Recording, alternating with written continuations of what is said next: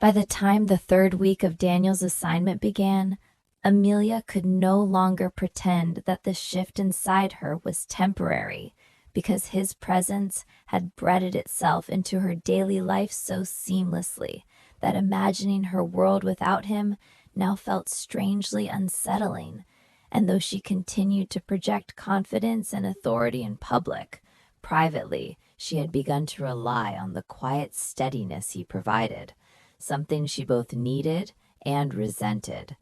The threats against her had not stopped, only grown more calculated, forcing Daniel to tighten security even further, canceling spontaneous plans and limiting her movements. And while Amelia understood the necessity, the restrictions fueled her frustration, leading to sharper exchanges between them, moments where her need for independence clashed with his unwavering commitment to her safety. And yet, even in disagreement, there was an undercurrent of something unspoken, a tension that lingered long after the words faded. One afternoon, after a particularly heated argument over canceling an unscheduled meeting, Amelia stormed out onto the terrace of her office building, needing air and space, and Daniel followed at a careful distance, giving her time but never taking his eyes off her. And when she finally turned to confront him, the anger in her voice gave way to exhaustion, her admission raw and unexpected, as she confessed how suffocating it felt to be constantly watched, constantly protected, and how she feared losing herself beneath layers of security and obligation. Daniel listened, his expression unreadable at first, but when he responded, his voice carried a rare honesty, admitting that protection was never meant to cage her, that his goal was not control but survival, and that he struggled daily with the balance between keeping her safe and respecting the independence that defined her. And in that exchange, something shifted, because for the first time, Amelia saw the weight he carried, not as authority, but as responsibility, a burden he bore silently. That evening, as they attended a high-profile investor dinner under heavy security, the tension between them softened into a fragile understanding, and Amelia found herself watching Daniel across the room, noticing the subtle fatigue in his posture, the way he never fully relaxed, and for the first time, concern replaced irritation, prompting her to check on him quietly during a brief moment alone, a gesture that caught him off guard and left him momentarily vulnerable, admitting that he was used to being invisible, that caring was not part of the job description, and that it complicated everything.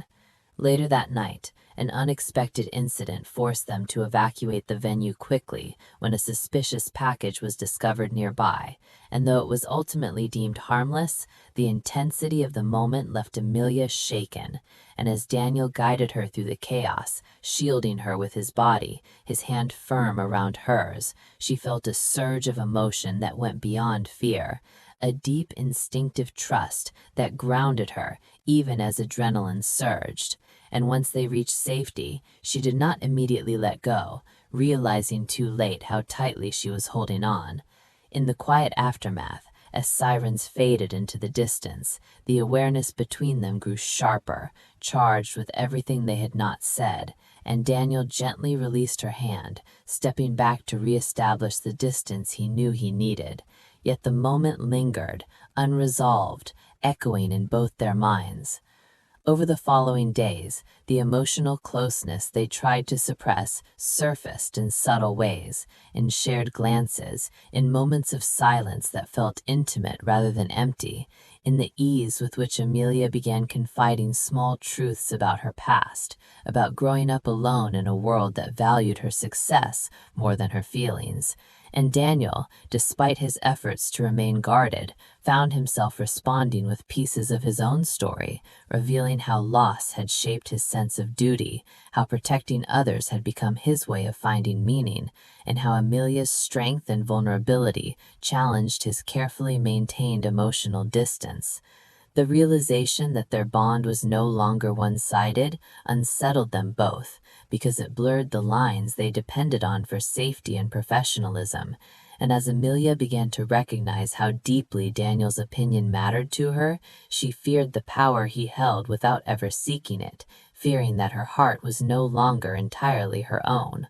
One late night, after another long day of security briefings and tension, Amelia found herself unable to sleep and wandered into the kitchen for water, only to find Daniel there as well, equally restless. And in the quiet glow of the city beyond the windows, they shared an unguarded conversation, admitting their exhaustion, their doubts, and the growing difficulty of maintaining boundaries that felt increasingly artificial. And though no physical line was crossed, the intimacy of the moment lingered heavily between them. As dawn approached, they parted reluctantly, both aware that something irreversible had begun, that the careful balance between duty and emotion was slipping, and that the greatest risk now was not the threat targeting Amelia's life, but the undeniable truth that Daniel was becoming more than her protector, and Amelia was becoming more than an assignment. And as Chapter 3 closed, both understood